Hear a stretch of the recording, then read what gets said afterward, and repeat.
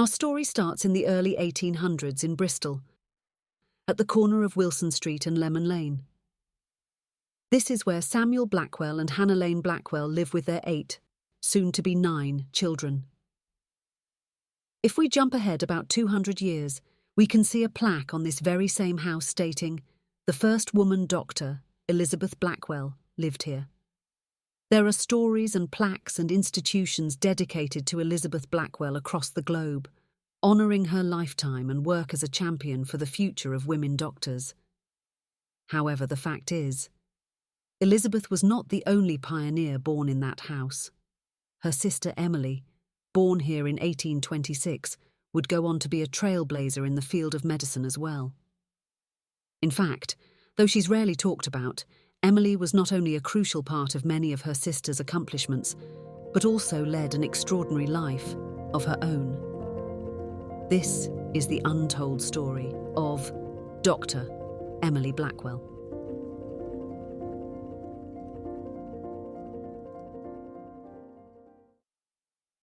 In 1832, the Blackwell family left their home in Bristol for the United States.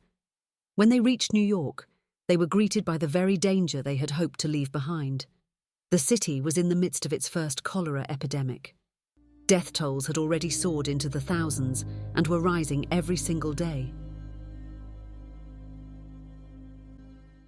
They went from New York to Jersey City, and from there to Cincinnati, where the family finally made their way in 1838. It was here that Samuel Blackwell died on August 7th of that same year, leaving his widow and 9 children with $20.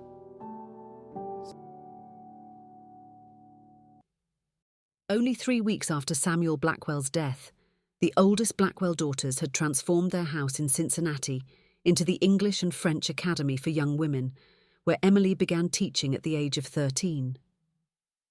The school was open until 1842, when the Blackwell sons were old enough to find jobs that brought them more money than the girls could make teaching. In 1844, at age 23, Elizabeth Blackwell left their home in Cincinnati. Emily, however, remained there, struggling to find time to continue her education, until her sister Anna invited her to St. Anne's School in New York, where she was working. Emily wrote to her sister, asking if she should take this opportunity to further her studies, to which Elizabeth replied, "Go, by all means. When you have finished your studies, we may perhaps join together in some undertaking and make the cash come in, like a perfect Croton River. What fountains and baths will establish in our domestic city? How we'll wash away all trouble and annoyance, and make all fresh and clean." Though that undertaking was still unclear, Emily went. In 1844, she left for New York, where people finally began to recognize her remarkable intellect. When she returned to Cincinnati in 1846, even her sister had heard that she'd become quite a genius. She found herself at home again, and Emily, who shared her sister's drive and intelligence but lacked some of her certainty and self-confidence, struggled to find purpose. During this time, she remained her sister's closest confidant. Elizabeth constantly wrote to her, telling her of her hopes for the future in which she and Emily were partners, working together. And so, guided by her sister, Emily began to imagine a future in medicine. In 1850, at 23, Emily took her first steps toward that goal. She took a teaching job in Henderson, Kentucky, where she hoped to earn money to pay for her future medical school. In Henderson, Emily kept to herself and focused on her work until she returned home the following year. Emily found some comfort in her passion for natural history and astronomy, but still she felt alone, afraid she would never be able to achieve everything her sister had, and yearning for friendship. "I believe I shall never have a friend." Elizabeth's return to New York after becoming the first woman to earn a medical degree gave Emily the push she needed to take the next step forward. However, following in her sister's footsteps had become all the more difficult because of those who were made uncomfortable and felt threatened by Elizabeth's success. For nearly a year, Emily was unable to escape a continuous cycle of disappointments. From Cincinnati to Columbus to Buffalo, Emily could not find a single school that was willing to enroll her. Even at Geneva Medical College, where Elizabeth had earned her degree, Emily was met with rejection. Each rejection made her question her ability to succeed even more. I often think my intense desire for greatness of nature and life is but a refined selfishness. In her doubt, she continued to seek comfort in the outdoors. Nature was the only place where she felt truly accepted.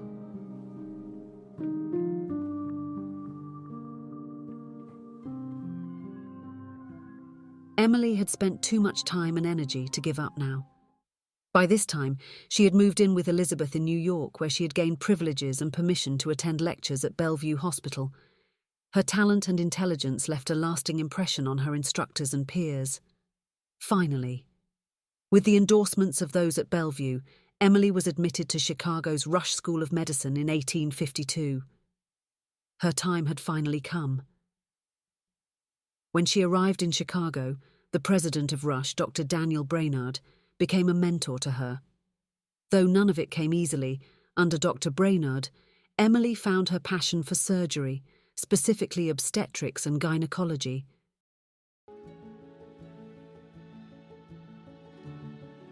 Physicians have hitherto been men who felt no special interest in the matter, the female side. Emily became determined to use her skills to fight for women and their safety during childbirth. Unfortunately, her time at Rush came to a premature end. Before her final term, Dr. Brainerd left for Europe, and just like that, the Board of Trustees had decided Emily would not be allowed to finish her studies at Rush. This decision was met with much backlash, even from the majority of Emily's male peers. In response to her dismissal from Rush, even the Chicago Tribune was asking, "Who's guilty?" But Emily did not wait for them to change their minds. Instead, she packed up and made her way to Cleveland Medical College, where she finished the remainder of her term.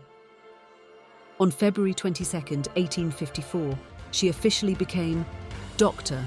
Emily Blackwell.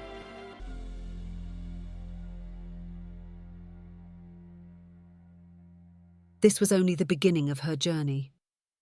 Emily was headed to Edinburgh to continue her studies. On her way, however, she stopped in New York, where she was finally able to work, side by side, with her sister at her newly opened New York dispensary for poor women and children. From New York, she made her way to the University of Edinburgh, which was widely considered the best place in the world to study medicine at the time. Here she trained under Dr. James Young Simpson as she continued to explore her passion for obstetrics. Still, she faced many challenges. Despite her clear talent and intellect, as well as support from Dr. Simpson, Emily's request to practice at Edinburgh's Royal Infirmary was denied. However, even in the wake of disappointment, Emily continued to work in Edinburgh. There were still those who criticised her success, but she ignored her critics and continued to forge ahead in Edinburgh, and then in both London and Paris. When it was finally time to return to the United States, she knew that she had made a tremendous impact. The hospitals of Europe will never be closed to women again. My studies here will do something to help others. When Emily returned to New York, it was time to begin the process of expanding Elizabeth's dispensary. Emily began fundraising, reaching out to her contacts across Europe. Finally, Emily, Elizabeth, and their third partner, Dr. Marie Zakshevska, had enough money to secure the lease to a brick house on the corner of Bleecker and Crosby. On May 12, 1857, Florence Nightingale's 37th birthday, the New York Infirmary for Women and Children opened. Emily delivered a series of lectures for women which attracted significant attention. She had also successfully lobbied New York State for a grant that was instrumental to the financial stability of the infirmary and continued to display her talents as a surgeon. Emily's success at managing the infirmary reassured Elizabeth as she set off for Europe, leaving Emily in charge. Under Emily's watch, the infirmary continued to grow. In 1861, the Civil War began. Emily and Elizabeth called for an informal meeting at the infirmary on April 25th. The results of this meeting grew into the Women's Central Association for Relief. Emily, Elizabeth, and the thousands of people who came to support the association were tasked with collecting aid for the soldiers, managing supplies, and selecting women to serve as nurses. As the war continued, Elizabeth and her sister were reminded of their purpose: ensuring women access to the same high-quality medical education as men. The sisters worked tirelessly for years, and on November 2nd, 1868, the Women's Medical College of the New York Infirmary opened. Just as their lifelong dream became a reality, the two sisters' paths began to diverge. Elizabeth was ready to leave the infirmary for good, and Emily was ready to be in charge. Her sister moved to Europe in 1868, and Emily became the chair of obstetrics at the college. Elizabeth left before the first class of women had even graduated from their college. It was now Emily's school. She would continue to be the steady and dedicated leader as a chair, trustee, and, later dean, of the growing infirmary and college for over 30 years. In the early years after Elizabeth's departure, it was not an easy task for Emily to manage all of this on her own. I am utterly unwilling to be so overworked and harassed with detail. To live in the midst of students and patients, the interests of my practice and the school interfering and clashing, and my personal life entirely suppressed. Still, she pressed on. As the school continued to grow, Emily was joined at the college by Mary Putnam, a prominent physician who had just returned from Paris. With Mary and a class of new promising students, Emily finally found time to focus on her personal life. In 1870, Emily adopted a baby and named her Hannah after her mother, who had passed that same year. She wrote to Elizabeth's adopted daughter Kitty about Hannah, who was called Nanny within the family. She is a bright, sociable, affectionate little thing and a wonderful little pet. Also that same year, a new student arrived at the college. Her name was Elizabeth Cusher.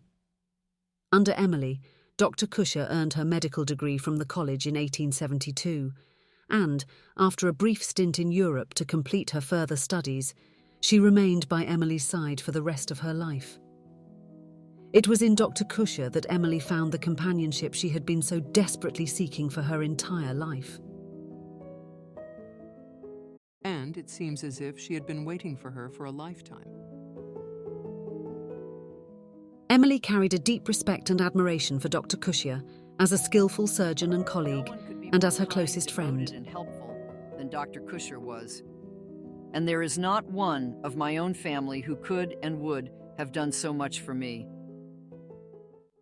Their relationship was undoubtedly full of love. The last days have been busy ones, dearest.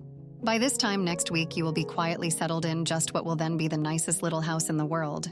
And my own dear doctor, what a happy winter we shall have. Dr. Cusher and Emily Blackwell lived together until her death.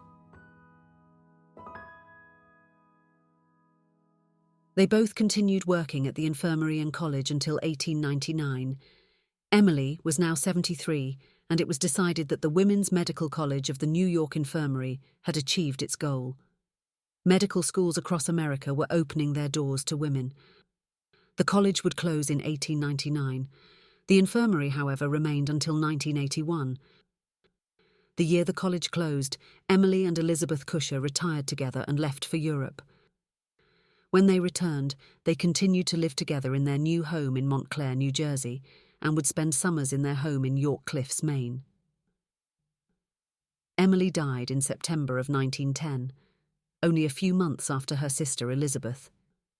Thus the years happily passed, until in 1910, a sad blow came in the death of Dr. Blackwell, making an irreparable break in my life.